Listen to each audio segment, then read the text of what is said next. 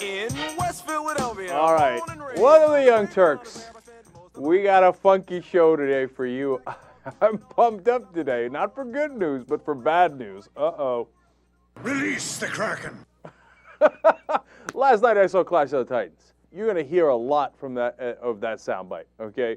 That's my new favorite one, and I can't wait to review it on What to Flick on Friday, 5 o'clock Eastern, on theyoungturks.com.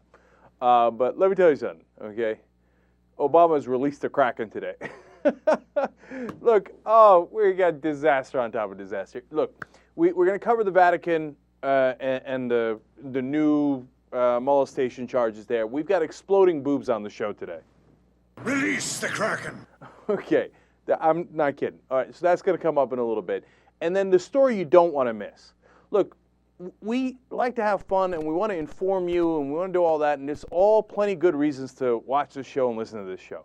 But every once in a while we do a story that's really important, that gives you real insight. Those are the ones I'm most proud of, right? And we're going to have another one of those today. I've got a final decision on that healthcare reform package. I've stopped pulling an Obama and waffling on, whether it's going to be okay or not. I'm going to break down the details for you guys so you see exactly what I'm talking about. All right, so that's coming up in a little bit. But you know what we're going to start with if you've been paying any attention at all online today. Obama has a new energy package. And what he's decided to do is that he's going to open up offshore areas to oil drilling. So opening up large chunks of the Atlantic coastline, the eastern Gulf of Mexico, and the north coast of Alaska to oil and natural gas drilling. Genius move. Now, why is this a terrible idea? Okay. And then we'll see if there's a smart angle that Obama's playing here. Number one, this is not my main issue, okay?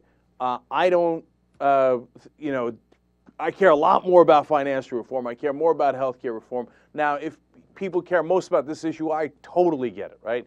And as I fancy myself a moderate, right? In the end, might I have done some sort of compromise if I was a president that did offshore oil drilling? I might have. Or more nuclear energy. I really might have, okay? And this is exactly the kind of thing that I knew Obama would compromise on. Before the disappointment set in, et cetera. Even during the campaign, he said he was open to nuclear energy, and he said, he didn't rule out offshore oil drilling either. So, I mean, this shouldn't come as a large surprise to you. So if this happened within its own context, and this was one of the 2 or 3 compromises that Obama had made, I'd be trying to calm your ass down. I'd be like, no, come on, guys. Keep it cool now. Look, you can't have a politician do exactly what you want, and nobody ever delivers on all their campaign promises, right? And this one, he didn't even promise that much. So, why do I think it's a terrible idea then?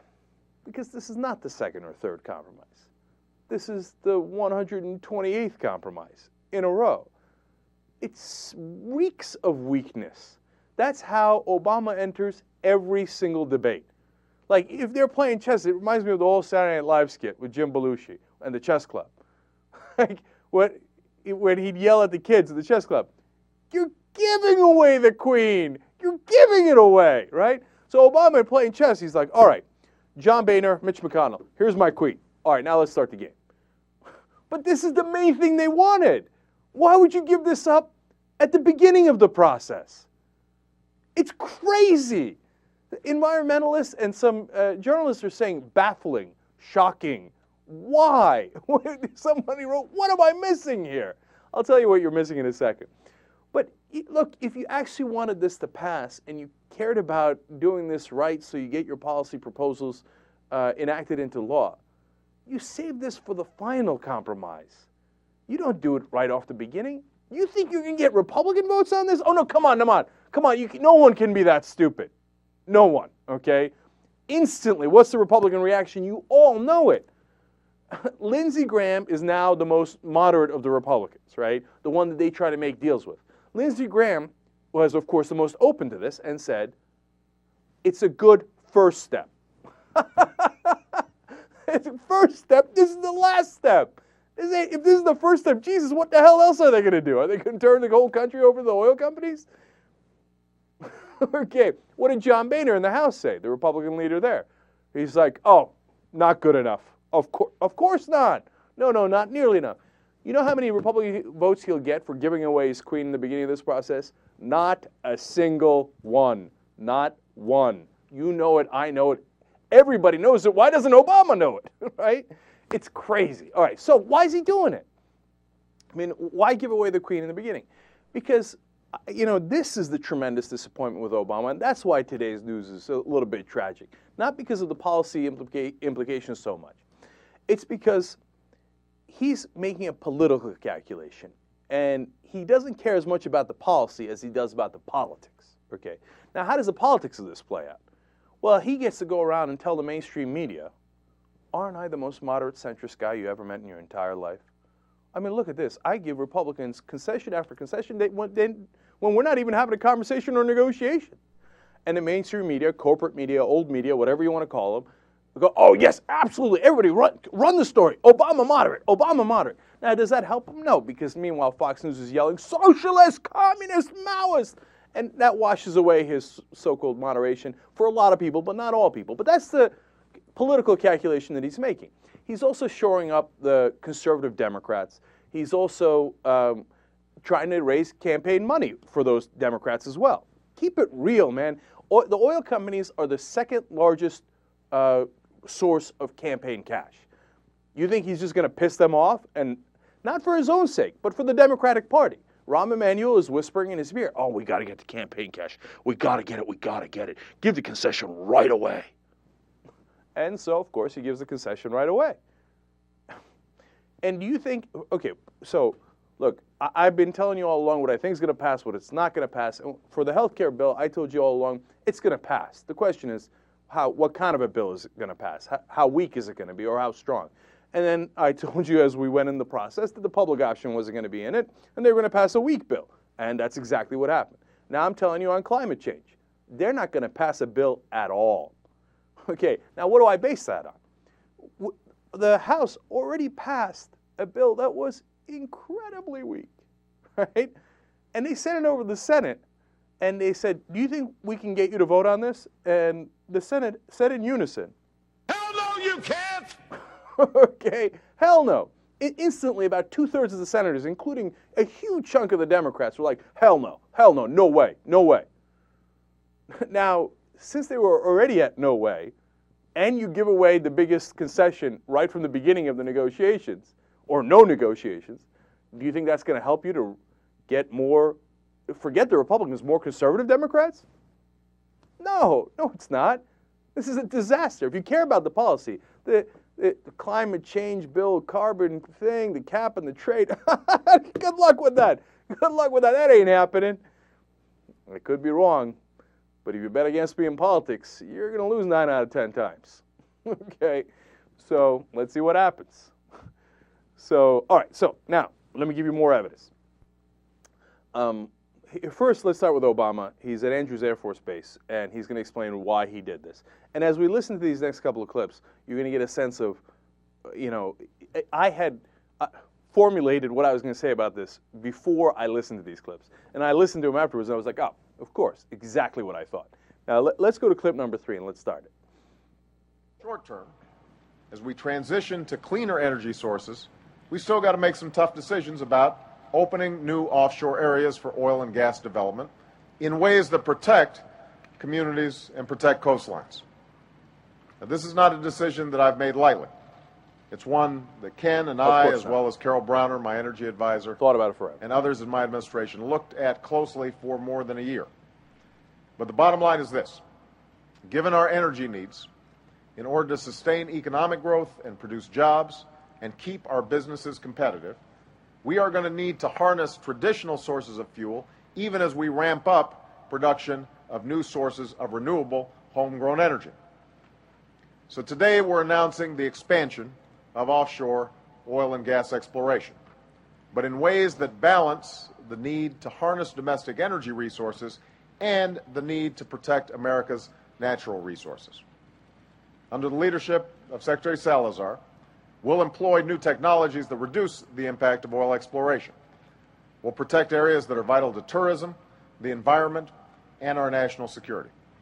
And we'll be guided not by political ideology, but by scientific evidence. Yeah. see how that works out for you, because I'm sure the other side won't be guided by political ideology. Now, look, this is one huge PR stunt, screaming into the camera, I am a moderate! I'm in the middle of the country! Okay, you know, these guys want to do nothing but offshore drilling, and then these other guys don't want to do any offshore drilling. I'm going to be right in the middle. I'm Barack Obama. I'm Mr. Center, right? And they call this guy a socialist.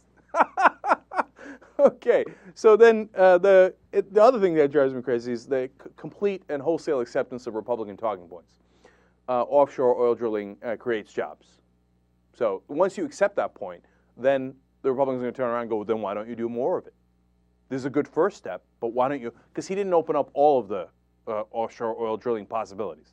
He protected a part off of Alaska, okay? And of course, the Republicans are yelling, Release the Kraken. right, and open that up too. So they're going to push him on that, but he's already accepted that oil drilling equals jobs. Now, all right, if that wasn't enough for you, okay, he's going to make it even clearer in the next clip, clip number 4. What I want to emphasize is that this announcement is part of a broader strategy that will move us from an economy that runs on fossil fuels and foreign oil to one that relies more on homegrown fuels and clean energy. And the only way this transition will succeed is if it strengthens our economy in the short term and the long run. To fail to recognize this reality would be a mistake. So the answer is not drilling everywhere all the time. No, of course. But the answer is not also for us to ignore the fact that we are going to need vital energy sources to maintain our economic growth and our security. I am a moderate! Ultimately, we need to move beyond the tired debates of the left and the right. Of course. Between business leaders and environmentalists, between those who would claim drilling as a cure-all and those who would claim it has no place. Because this issue is just too important to allow our progress to languish while we fight the same old battles over and over again. Yuck, who isn't tired of that speech, man? While we fight the same old tired political battles. You think the other side's not going to fight those political battles? You're going to get into the heat of that political battle anyway. And this issue is too important. My ass, then why are you doing a giant PR stunt over it? That's completely political. I mean, what, Obama's so stupid he doesn't realize that giving away this giant concession in the first place is a terrible idea if you want to get the bill passed or you want to get Republican or conservative Democratic votes? He's that dumb? No, come on. You could have made that argument for Bush. You can't make it for Obama. He's not that dumb. So this is a giant political gimmick. JR. Okay, so based on that, it's a giant political gimmick. He's screaming from the rooftops, I'm a centrist, I'm a centrist, I'm a centrist. What do you think he really is then? I mean, if you campaign as a progressive and a Democrat, and then you are screaming from everywhere, I'm a centrist, what do you believe he is? And I'm trying to figure at least where you think he really lies in his brain. Okay. If you said to Obama, you have carte blanche, okay? You don't have to worry about the other side. You don't have to worry about politics. You don't have to worry about campaign money. You don't have to worry about anything. You just write the bill any way you like, right? I think he'd write the bills fairly progressive. You know, I'd say he'd write it about 70, 80% progressive, right? If you say to him, you have to consider politics even just 1%, he'd be like, okay, I'm going to write it 60% conservative, okay? Because it's in his nature. What is he, JR? He's a politician. He can't help himself. So, you know, does he have, like, core principles that he'll stick to? I mean, look, I'll give you a perfect example. Unrelated to this is another great piece by Dan Frumkin, who we had on the show the other day at Huffington Post, talking about what they're doing with the Gitmo guys and the trials for the top 9/11 detainees. And, you know, we told you this before, Obama's going to buckle, right? But once you get into the details, and Frumkin had great details on the deliberations inside the White House, it's pathetic. It's stomach churning. First of all, the one guy that had principle was the White House counsel, Greg Craig. He was fired. He's the one guy that's gone, okay? They got a guy in his place named Bauer, and inside sources, everybody confirms Bauer is a yes man. So he says, what do you need me to do? Okay, now, I'm going to be too harsh here in comparing him to you and Bybee, right? But you know how you and Bybee went to Cheney and said, what do you need me to do? What opinion do you need me to write? Now, they're not writing crazy, illegal opinions, okay? But Bauer is a guy who according to the sources inside the White House, does not make policy arguments, and he doesn't say, hey, you know what, maybe we should care about established law in America. He doesn't back the Justice Department. And the one guy who seems, you know, within this administration, as principled as we can get it, is Eric Holder, the Attorney General. They're not even inviting him to the meetings anymore. This is a question for the Justice Department.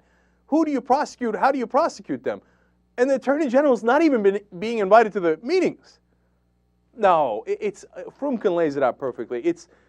Politics has captured the decision-making in what they're going to do with these trials.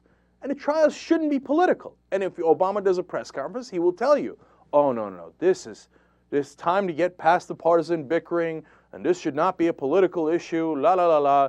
And that's why I overrode the legal opinion of my Attorney General for political reasons and decided that I'm going to move these to non-civilian trials. And then, okay, I'm going to go further on that, okay, because you asked. I'm coming, okay? So what's the big return they're going to get from this for saying, all right, no more civilian trials? Remember, Obama during the campaign was very, very clear.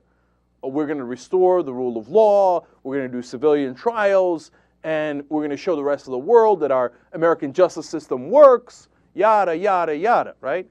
So they're doing this because they're negotiating with some Republicans. Can you see how this is going to unfold? The main guy they're negotiating with is Lindsey Graham. Lindsey Graham thinks he can deliver 2 other Republican votes, but they're not sure about that. So the maximum benefit you get is 3 Republican votes, maybe. So, and the deal would be, all right, no civilian trials for the 9/11 guys, but we will close down Guantanamo. I mean, that's what I talk about weakness, JR, man. I'd have closed Guantanamo so quick it would have spun their head. I mean, oh yeah, you're concerned about that? Ting, ting, ting. It's not braggadocio. It's not because I'm a tough guy. Look at what Bush did. It's smart politics, man. You show strength. Now, Bush, did he lose on some things? Of course he did, right? He lost on Social Security. He wanted to privatize that. That didn't happen, right? He didn't get everything he wanted. And immigration reform, his party bucked him and stuff. And were some conservatives disappointed with Bush from time to time? Of course. Look, let's keep it real. These are not black and white issues, okay? So what did Bush disappoint conservatives on? Immigration reform, the ports deal, and I can give you more substantive examples too. But at the core, so what's the number one thing they wanted? Tax cuts, right? And Bush delivered in spades. Everything they could have asked for and more. I mean, gigantic, record-breaking, unprecedented, unexpected tax cuts. Bush delivered a home run for conservatives. There was no compromise. There was no, let me see what the Democrats think. And you know what he got? He got bipartisanship on it. Why? Because he intimidated and scared the Democrats. What was the other thing that the neocons wanted the most? Conservatives wanted the tax cuts the most. The neoconservatives are similar but not exactly the same. What did they want? They wanted war, war, war. And boy, did Bush knock it out of the park. Walk-off grand slam. As much war as they could possibly hope for. Okay, is it possible? If you care about your policy priorities, can you get it done? Yes. How do you get it done? Strength. You don't do it by, okay, here, take my, okay, you win right off the bat. Okay, here, take my major concession. Okay, here, I'll drill offshore. Yeah, drill, baby, drill. Sarah Palin was right. That's pathetic. If you care about the policy. If you care about the politics, you're like, hey, everybody in Washington loves me. Congratulations. All right, now, I said he won't get any Republican support from this. Let's go to clip number 5 and find out what Dan Bartlett, a conservative that worked in the Bush White House, thinks. He's talking to Mika Brzezinski here. Let's find out. Offshore oil drilling and this latest move by the president, because is that going to help, do you think, especially in terms of working with the Republicans and get them to support the climate bill? I think 2 things. One, I think it will help key Democrats, Mary Landrieu, people like that who are in key districts or key states who are up for re-election, who need to demonstrate that this administration is listening to their concerns. Now, do I think that this measure here will help grease the path for a climate change bill and bring Republicans on board? No. Republicans, I think, in the Congress have made a calculation that cooperating with this administration at this time is not necessary in order for them to pick up seats during the midterm elections. So if this is more of a legislative maneuver in order to get a broader bill on climate change, unfortunately, I think it's going to come up short. Can you get cooperation from the Republicans on this? Hell no, you can't! Of course, of course. No Republicans are going to sign it. Climate change. I'm going to sign a climate change bill. Okay, so, of course, as expected. And what did he say there in the beginning? That was even more important. Exactly what I told you earlier, which is this isn't for the Republicans. This is part of getting campaign cash to conservative Democrats. Conservative Democrats want to be able to go to the oil companies, which give them tremendous amount of company, and say, look, I delivered for you. I made Obama bow his head right from the get-go. Okay? So, mission accomplished. Maybe not your mission, but Obama and Rahm Emanuel's mission. Oh well, Young Turks.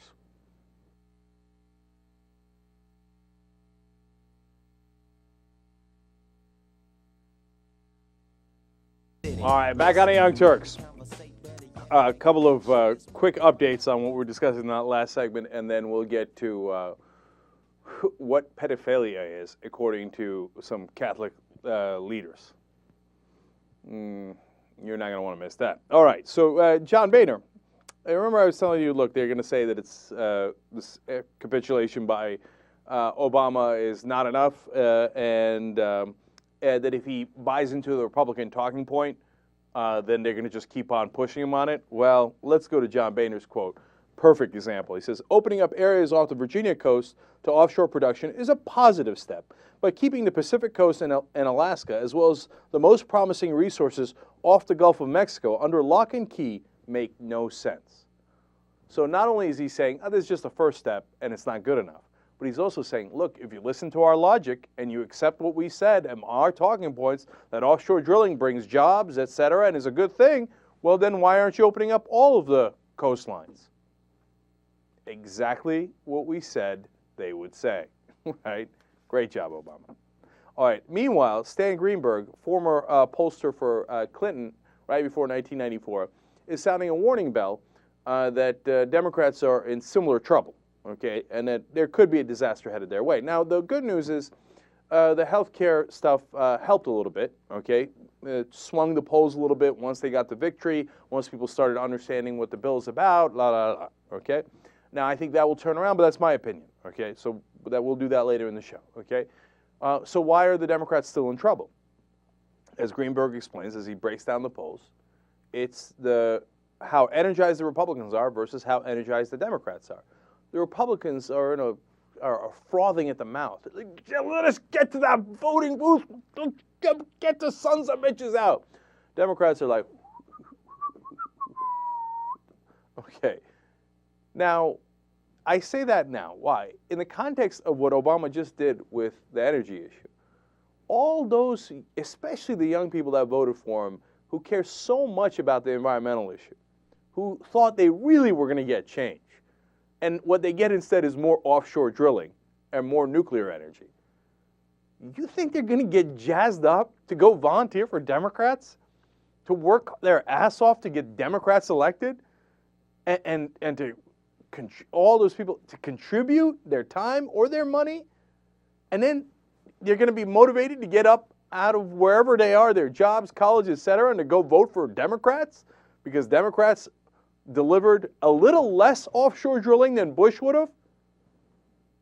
Of course they're not going to show up. Of course.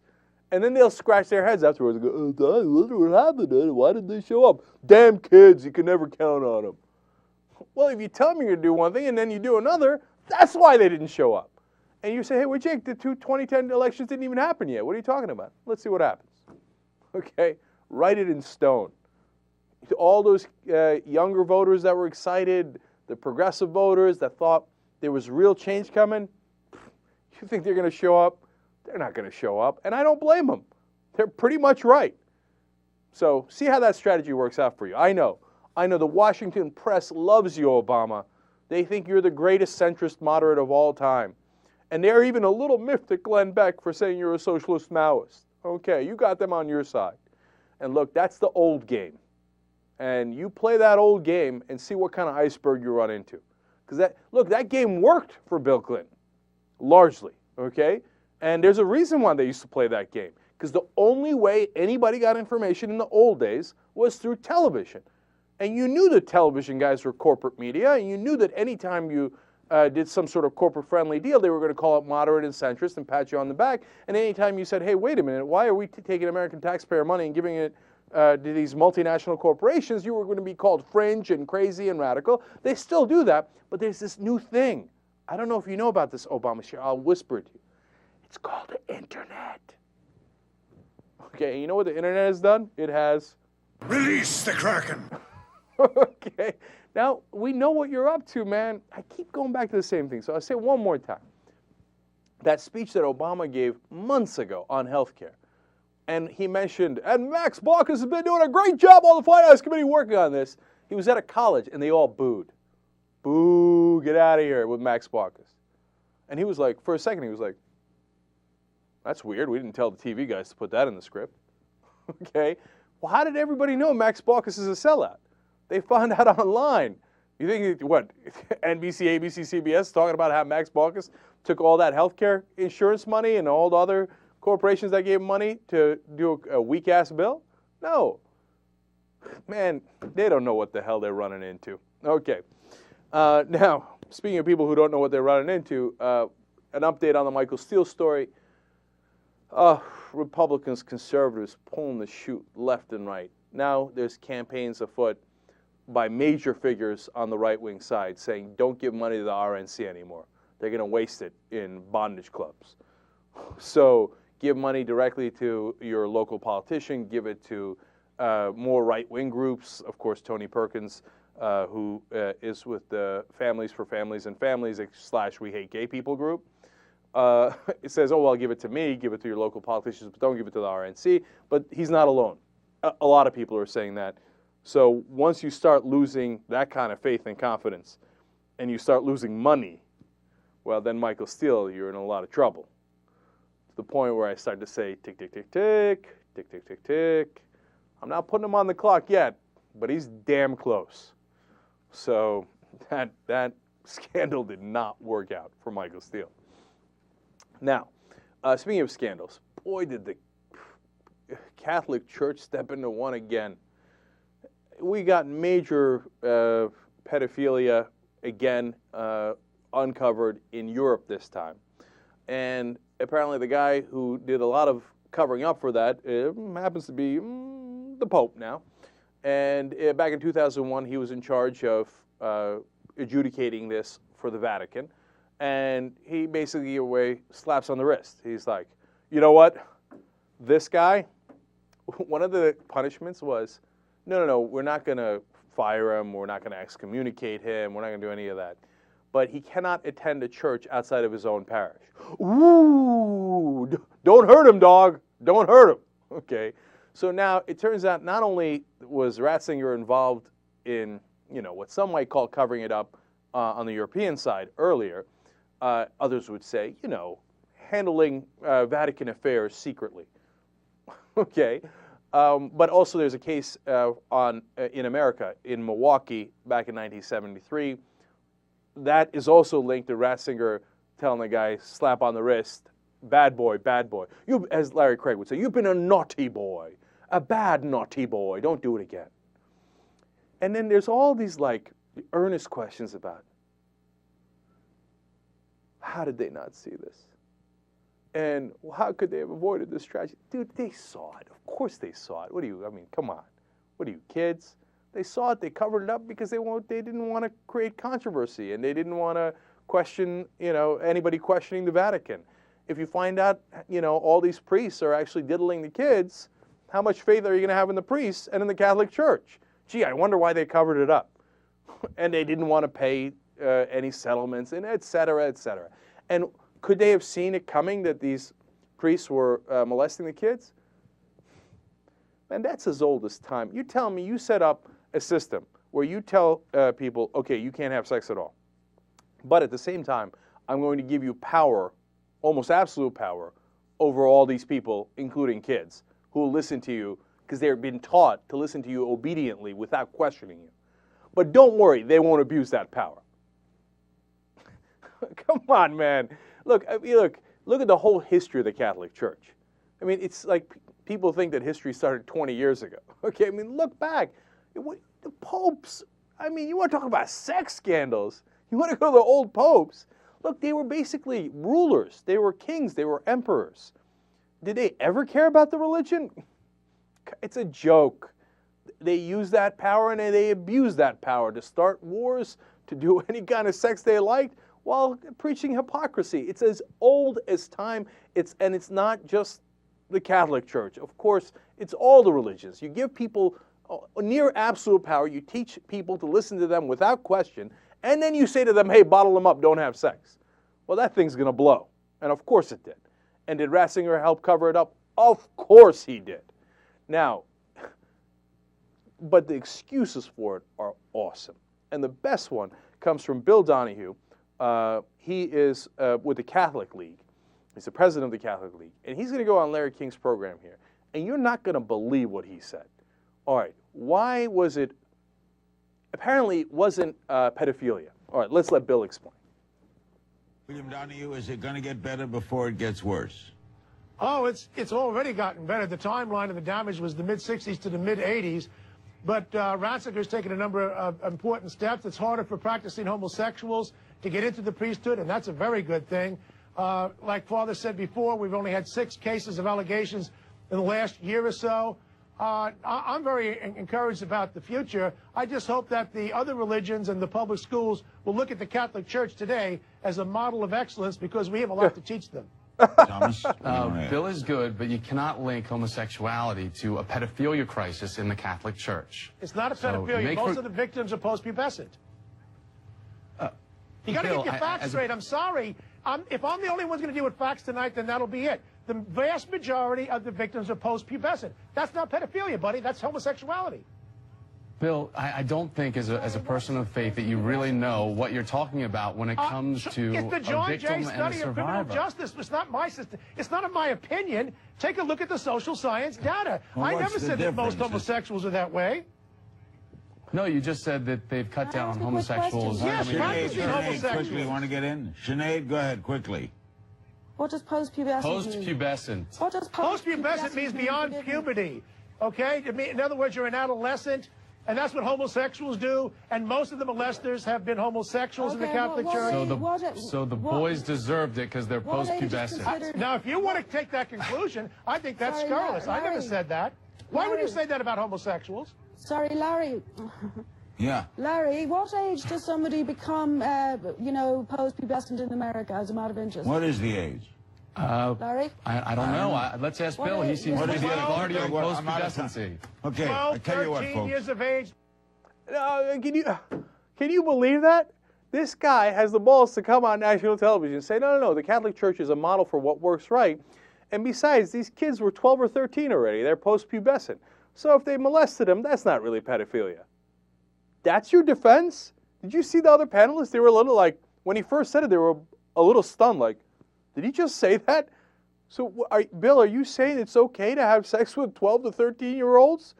Because, well, they're post-pubescent. So, I mean, what's a Catholic priest going to do? Of course, he's going to go to work on them, right?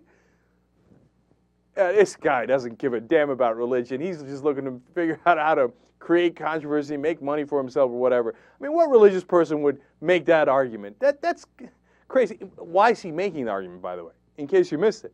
He's like, no, this isn't pedophilia. It's not the fault of Catholic priests who are committing pedophilia. No, these are homosexuals. And you see that the real problem is with the gays. And if we just took out all the gays from the church, well, then we'd be in great shape. Look, you've been trying that, not for centuries, but for millennium. How's that worked out for you? Not well, has it? Weird. But Bill, why do you think that that's the case? Do you think that the Catholic Church attracts more homosexuals? Is there something about the church that really goes really well with homosexuals? I don't know. I guess Bill will have to answer that. All right. Young Turks.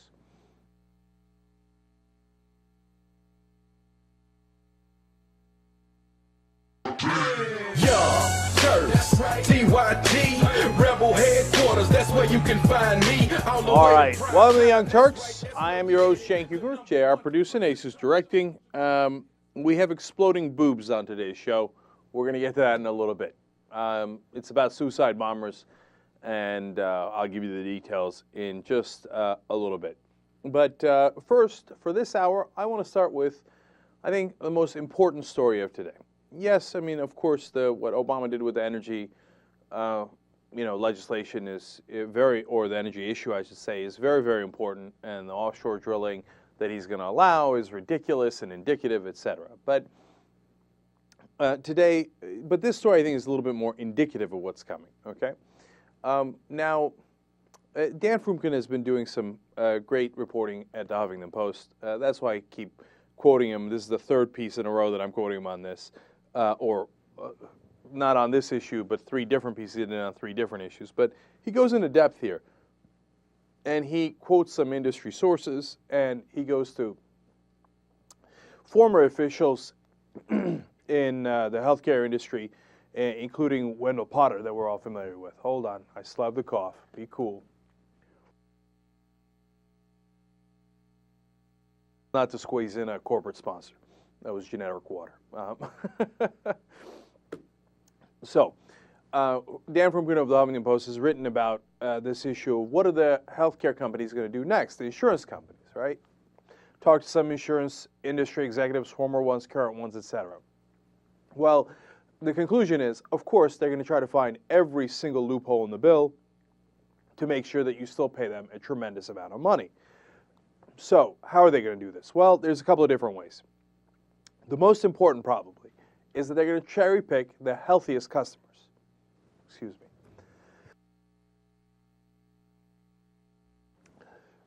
Apparently, I need the health care.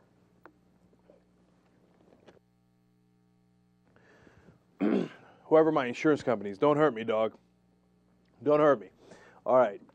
So, they're going to cherry pick the healthiest customers. Now, why are they doing that? Because if you're relatively healthy, you're not going to get sick as much. The likelihood, the percentages, etc. So you're going to keep paying them and not get much out. Well, that's a business model that can work. But if you're older or if you're sick or if you have a pre-existing condition and all that stuff, well, they want to weed you out, right? Now, by law, they won't be able to anymore. So what can they do? Well, here are some of the tricks.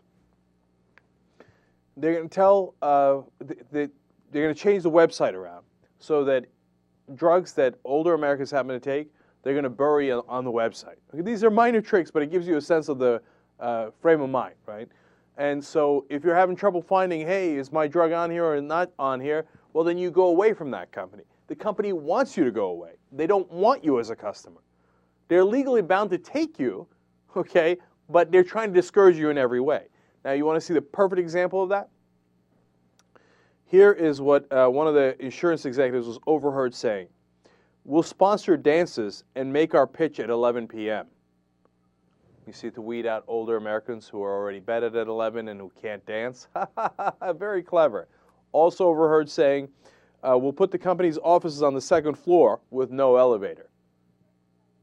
Now, look, those are not funny jokes, but I give you a perfect example of what these guys want to do. They don't want to take you if you're older or in any way sick. All right, now more tricks. Trick number 2 is they're going to start pushing the high deductible plans. Why? Now, they're legally bound to cover you, but that doesn't mean they can't give you a high deductible.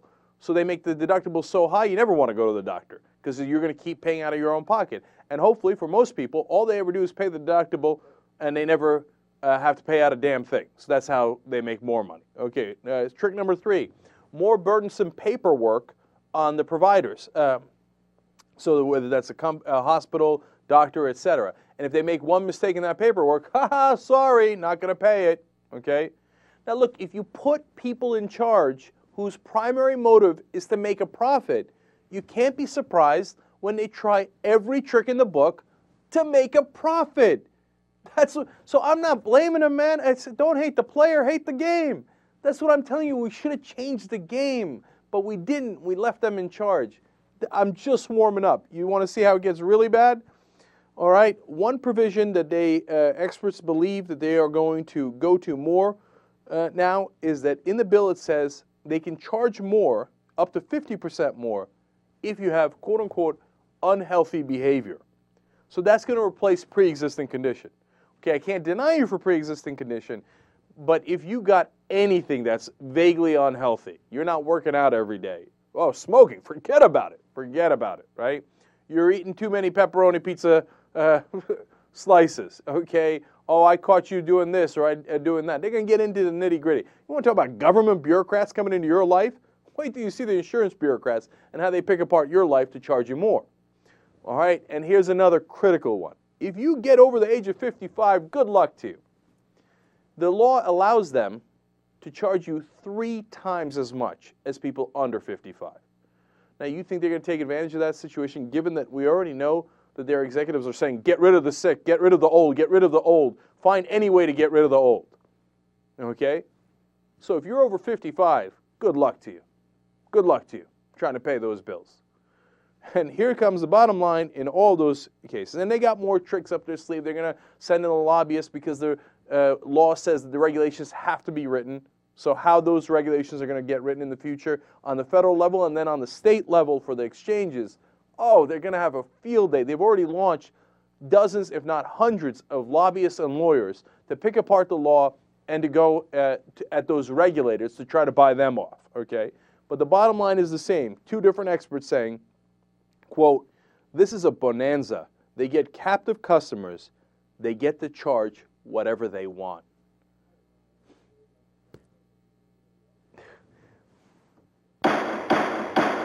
No, this bill is not going to work.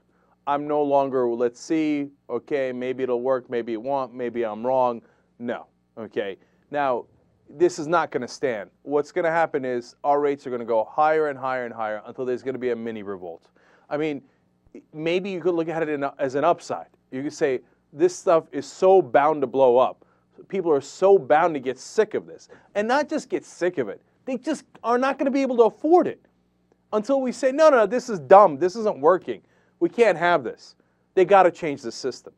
This bill did not change the system. Now, of course, ironically, what'll drive me crazy is after this thing blows up and there's a mini revolt, and then they finally change the system, they'll be like, see, incrementalism. First, we gave you a bill that didn't work, so then later you would revolt and get a bill that did work. Why didn't you just get me the bill that worked in the first place? So, no. You know, you could celebrate the subsidies and all the upsides that we've talked about before, yada, yada, yada. The underlying system is the same, and the underlying system does not work. They have all the incentive in the world, and as you can see, they're going to try every trick in the book to charge you as much as possible and to give you as little health care as possible. The private market works great in most fields. Sometimes the government works better for obvious reasons, fire department, police department, etc. When our health is on the line, it's got to be, just for the insurance, government. Why? Because the government isn't, their priority isn't, how can I deny coverage so I can make more money? I don't have a problem with the profit motive. I have a problem with the profit motive being applied to health care where our lives are on the line. If you get cancer, and they're going to try to find every trick to deny you. Burdensome paperwork, this, that, and the other thing. They're going to load you up with prices you can't possibly pay. It's within this industry, it obviously doesn't work. And they're celebrating passing a reform package that they think is reform and that they think fixed the system. They hung the mission accomplished banner, and they didn't accomplish the mission. That is my definitive word on it. All right. So I'm no longer, let's see, this, that, and the other thing. No, it's not going to work. All right. We'll see if I'm wrong. I wouldn't bet against me. In sports, yes, definitely bet against me. You make a lot of money. In politics, you go broke, man. You beat me to maybe 1 or 2 out of 10 times, but I'm going to take your money. I mean, think about this, right? Why can't we bet on politics? Maybe because it's too easy. If they had gambling for politics, I'd have retired off the public option bets alone. Okay? I mean, 2006, I would have made a tremendous amount of money because I would have bet the over. They say, oh, no, that many Democrats can't possibly win. I'm like, look, I'll take it as a long shot. Okay, 2008 would have made tremendous money. Okay, is health care going to pass? Would have made money. Is the public option going to fail? Would have made money. Come on, let me gamble on politics, please. Okay, somebody take my bet on it. You remember when they caught that, JR, that guy who's BSing? What was that issue? This guy was talking nonsense. It was on healthcare, and he made up something. It was some conservative guy. And David Korn, a progressive, was on the air and said, oh, I'll bet you $1,000 you're wrong. Okay? And the guy's like, what do you mean? And so Schuster was the anchor, and he's like, here, okay, go ahead, bet him. Are you betting him? He's like, no, I'm not betting him. All right. Now, here's point number 2 on healthcare. Big businesses squealing. They're saying, why are you grabbing me? So what's their big complaint here? Okay, so this is a good part of the healthcare bill, okay? They're saying, hey, listen, you are making us pay a larger portion of the prescription drug bill, okay? Now, what happened in 2003, and this is a bit of a complicated issue, is that they said, okay, the government will step in and pay companies to pay their employees for the prescription drugs, okay? Now, they did that because it was an extra burden. You could see some logic in it. But they did something that was not logical. What they said is, you could then write off those costs on your taxes, even though you're not paying the cost, the taxpayer is. Now, that doesn't make any kind of sense. And they haven't done that in almost any industry before. So if you get write-offs, that's great, you get the write-offs, but you don't get the tax benefits as if you spent that money. Or if you get the government gives you a certain subsidy, you don't get to claim that's your cost, okay? So they took it out of this bill. They said, no, from now on, you have to actually pay the taxes because on that, because it's not really your cost, the taxpayer is paying. Now, give them credit for that, because that's perfectly logical, et cetera. So what's been the reaction? Companies are squealing, saying, oh my God, you're going to cost everybody jobs. You see that? You're taking money out of our bottom line, and since you're actually making us pay taxes on things that revenue we actually made and costs we did not have, well, then, this bill's a job killer. Of course, Republican National Committee already all over it. They're like, absolutely, look at this. AT&T and AK Steel and 3M and Caterpillar and Deere and Prudential, they're all complaining. No, job killer. Job killer. So let me get that right. So if you don't give subsidies to corporate America, what is in fact corporate welfare, and allow them to deduct that from their taxes, then that's a job killer. So yet again, the Republican Party standing up for corporate welfare. Now, if you try to give welfare to the poor, they'll bite your head off. You want to give welfare to the richest companies in the country, well, then the Republicans love you. So, I mean, it's like you get frustrated all over again every single day, unfortunately, because, you see the Democrats and they don't do the right thing and they drive you crazy. So you say, okay, let me turn, and where do you turn? You turn to the Republicans. And they're even worse. They're much worse. And you know what? Bill O'Reilly had this interview with Newsmax. We covered a little bit yesterday, okay? And in a part that we didn't show you, he actually said something that's very fundamental and quite true. He said, look, politics is simple. Basically, how people work is, they say, okay, I'm going to give this party a chance, okay? And if the party they don't deliver, they go, okay, well, then I'm going to give the other party a chance. They don't look too deep into the issues of who's right, who's wrong, et cetera. So the Democrats, they pass weak, watered-down, corporate-friendly bills, generally speaking. And then when it doesn't work, the American people, generally speaking, go, oh, okay, well, then let me turn to the Republicans. What they're turning into is an iceberg. Okay, that's much, much worse. They're turning into sharks. Okay, but low information voters. So maybe the Democrats would be better served by doing bills that are actually effective and work, so the voters do not turn to the Republicans. All right, when we come back, we're going to talk about a smart Democratic bill. We've got a Democratic congressman on to talk about it. Young Turks.